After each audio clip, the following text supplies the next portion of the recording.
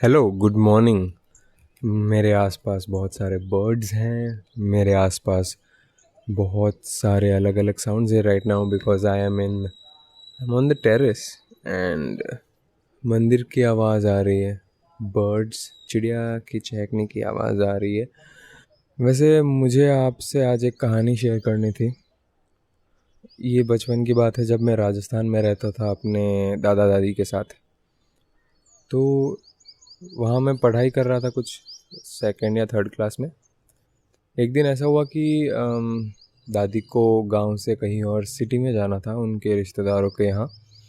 तो जैसे ही वो घर से निकली सुबह सुबह, मैंने क्या तरकीब सोची, मैंने घर में बता दिया कि मुझे बुखार है और मैंने स्कूल से छुट्टी ले ली, मैं गया ही नहीं।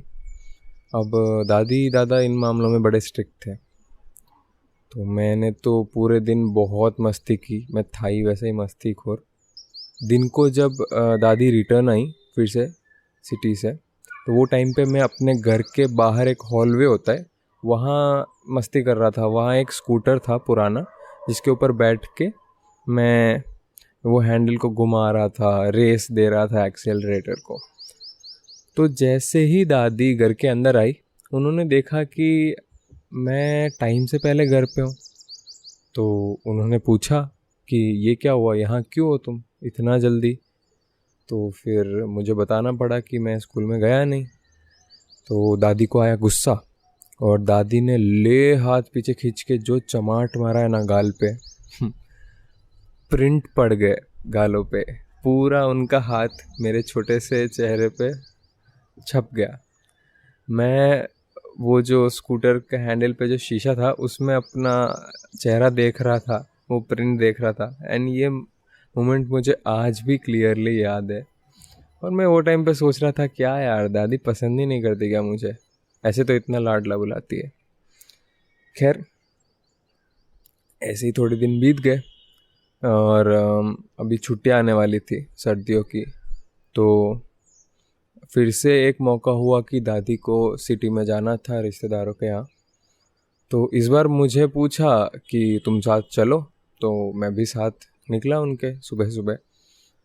अब मैं यूजुअली गांव में ही पला बढ़ा था, वो टाइम पे गांव में था, तो मुझे बड़ी सिटीज़ के तौर तरीके पता थे नहीं, वहाँ कितने ज़्यादा लोग रहते हैं वो पता नहीं था।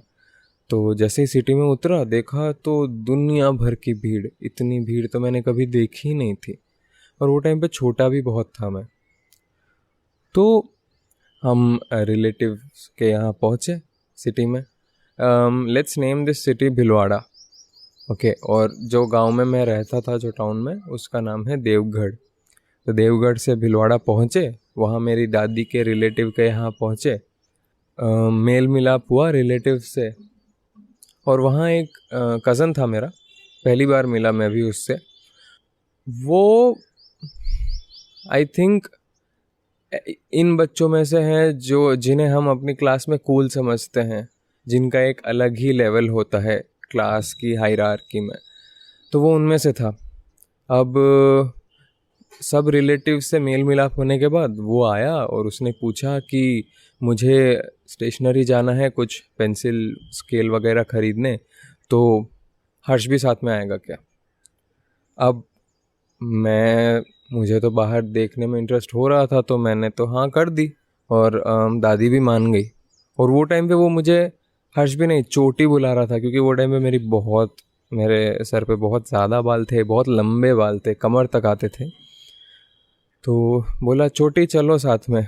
तो हम गए, वहाँ से निकले थोड़ा दूर, करीब थोड़े मिनटों की वॉक के बाद हम स्टेशनरी शॉप पहुँचे।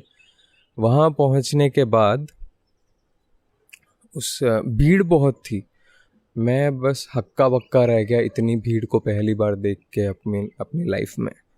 इतनी ज़्यादा भीड़, इतनी ज़्यादा गाड़ियाँ, इतनी ज़्यादा चहल पहल, आवाज़ें जो मैंने कभी एक्सपीरियंस की नहीं थी, वो सब एक ही साथ मेरे सामने थी, which was like a cultural shock.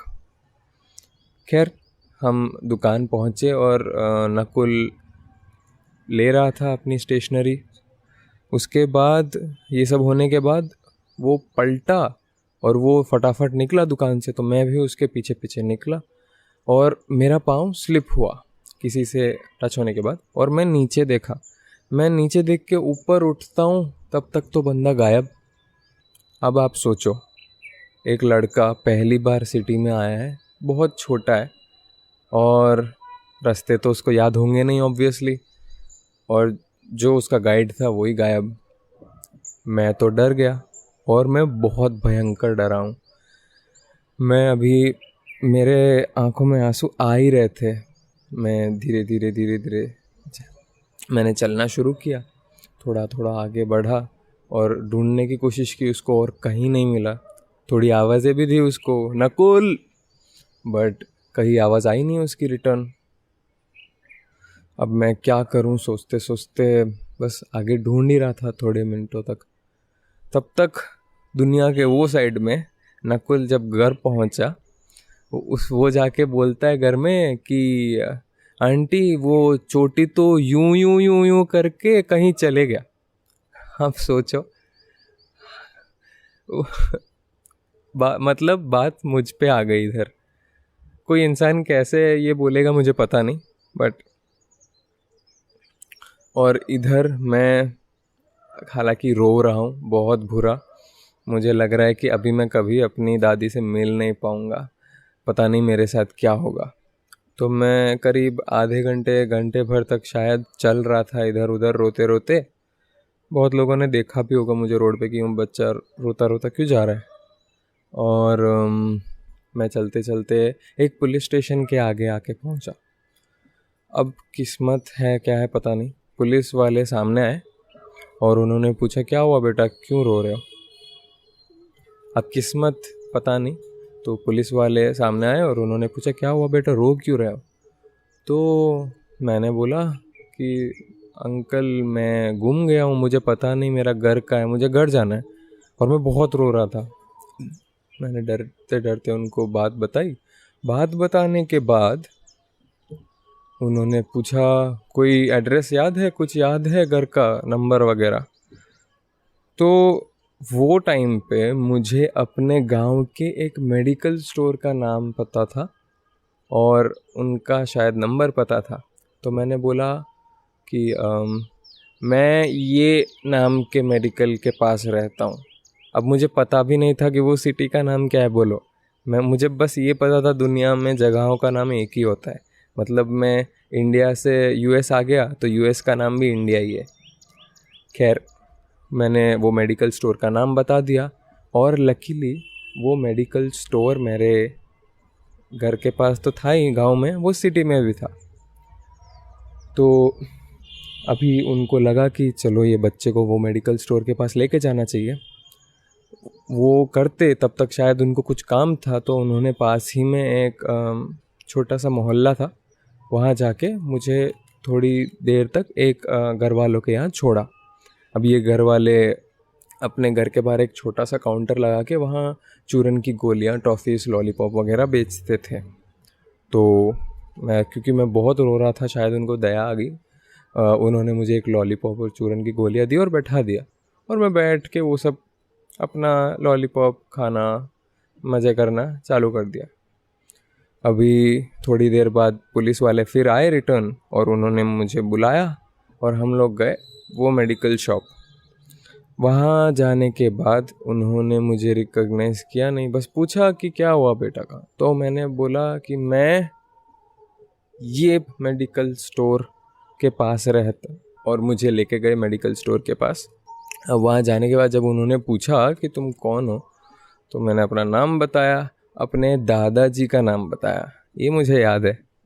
And फिर क्योंकि वो तो मुझे जानते थे नहीं, मैं पहली बार देख रहा था उनको और वो भी मुझे पहली बार देख रहे थे। उनको कहीं ना कहीं से ऐसे शायद भनक लगी कि मैं अपने गांव का रेफरेंस दे रहा हूँ उधर, और वो शायद वो गांव के उस मेडिकल ब्रांच को जानते थे विद द सेम नेम। उन्होंने तब होशियारी करके वो गांव में फ़ोन घुमाया। वो गांव में फ़ोन घुमाने के बाद वो गांव से जो मेडिकल स्टोर वाले थे उन्होंने मुझे पहचान लिया। ये हुई लक की बात। जैसे उन्होंने मुझे पहचाना, उन्होंने मेरे दादा को फ़ोन घुमाया। अब मेरे दादा को जैसे ही पता चला, उन्होंने सिटी में भिलवाड़ा में मेरे रिलेटिव्स के यहाँ फ़ोन घुमाया। यहाँ अब तक तो हालत सबकी ख़राब थी। मेरी दादी भयंकर रो रही थी जब से कि क्या हुआ पोते को, क्या हुआ, कहाँ गुम गया बेचारा। खैर, तो जैसे ही पता चला रिलेटिव्स को, वो वहाँ से निकले, मुझे लेने के लिए आए।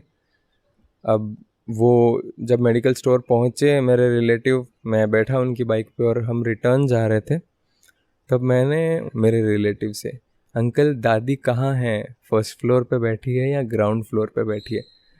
तो उनको बड़ा अजीब लगा यह सवाल। उन्होंने पूछा, ऐसा क्यों पूछ रहे हो?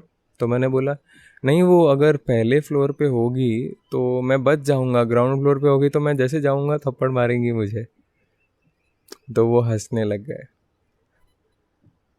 अब आप पूछोगे कि ये स्टोरी का मतलब क्या है या मॉरल क्या है, तो शायद मॉरल कुछ नहीं है, यही है कि दादियाँ पोते पोतियों को बहुत पसंद करती हैं, शायद अपनी जान से भी ज़्यादा। क्योंकि मैं जब रिटर्न पहुंचा घर पे तो उन्होंने मुझे गले से लगा लिया और बहुत देर तक छोड़ा नहीं मुझे, जैसे कि उनकी जान में जान नहीं। तो बस यही स्टोरी शेयर करनी थी। Thank you so much for listening. Good bye.